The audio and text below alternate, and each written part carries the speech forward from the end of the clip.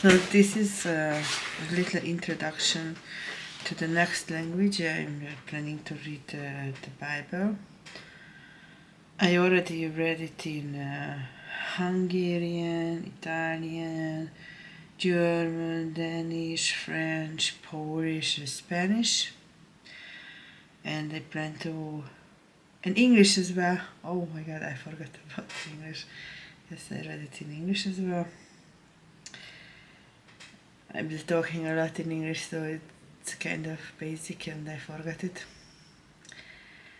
And how I started to study Swedish. Yeah, it's mostly through ABBA, but of course they were singing in English. As I was a child, I was listening a lot of music from my mother and from my uncle. We had this really old bucket or old style, this big circle disc music a lot, and the big machine, I don't even know how to call it, which we able to play it on, and then I several times just closed myself to the room with this machine, and I was playing a lot of different songs, whatever I found, mostly foreigner songs in English. I also had a lot of songs from Belfast, and I mean the Boniem. When I listened a lot of the Belfast, and then once when I was around 6 years old in the big shopping center, I asked my mother what is Belfast, and I pronounced it in a very, very strange way in the middle of the shop when the Soviet Union was just over and everybody had to behave really, really nicely, no bad words, and in Hungarian there is a word which sounds really similar, and this was super embarrassing for my mom, who was a medical doctor already at that time, in the middle of the show, that the well-dressed blondine, her little daughter, is talking such a not nice way. Most of the people didn't know English, of course, and to tell the truth, listening Buniem was also something a little bit like rebel. Yeah, but what can I say? We had a lot of foreign songs what I could listen and I could grow up on. And to tell the truth, I broke a few needles, which was really pissing off my uncle, because that time it was also not an easy job to get a new needle for the, I don't know, magnet? I don't want to say bad words, how this instrument called, not instrumental, player of the bucket or something like this.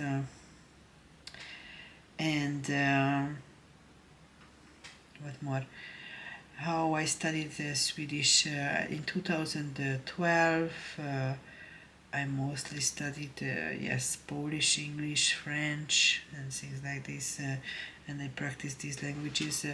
But in 2013, I switched to another company, Fujitsu, Poland, in Łódź, in Poland, and then I had colleagues who were from Serbia. They were Hungarian Serbians,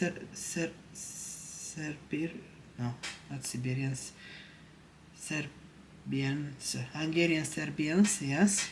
They talked both of the languages plus English, and we all worked in Fujitsu Poland in Łódź, and they started to talk about that one day they may change to one of the Scandinavian countries, and that's why they already started to study languages, and there was a debate, who knows, I don't know, Swedish, Norwegian, or Danish, or Finnish, but most of the people said even though Hungarian and the Finnish language are really similar, actually to study it is also very difficult, just like other Scandinavian languages, so they mostly stuck with the three options of Swedish, Danish, and Norwegian. but most of the people said that the Swedish is the hardest and the Norwegian is the easiest.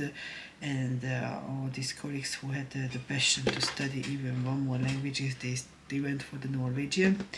So they started to study Norwegian, and I was like, why not to do the hardest? So I started to study Swedish, and of course we were working and studying the new projects. I was introduced several projects, not just one project, and I had to also teach new colleagues, make some presentation how I would teach new colleagues, and also we had to take a lot of extra courses, but I wanted to take even more courses, even more. So the Fujitsu had amazing online courses, and I took Prince through, and I took negotiation, and I took ITR 2011. I think that was the program, life cycles and all the kind of things, and Six Sigma. And I took also Lean Six Sigma back till black belt.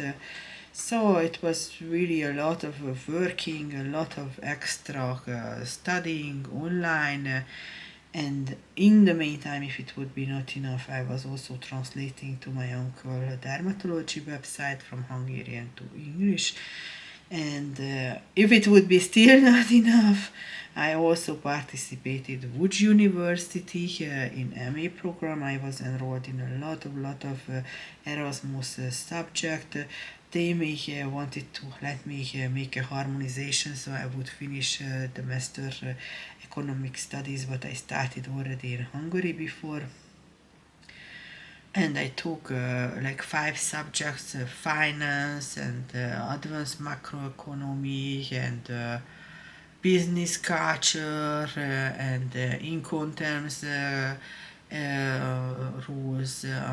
So a lot. I don't know how it was possible. And if it would be not enough, then I also started a new blog, Mentor of Word, and not Mentor of Word, Business of Word. That was my first WordPress blog, and I also wrote to the Hungarian Index website, which was that time the main economy website online next to the weekly Word economics publication.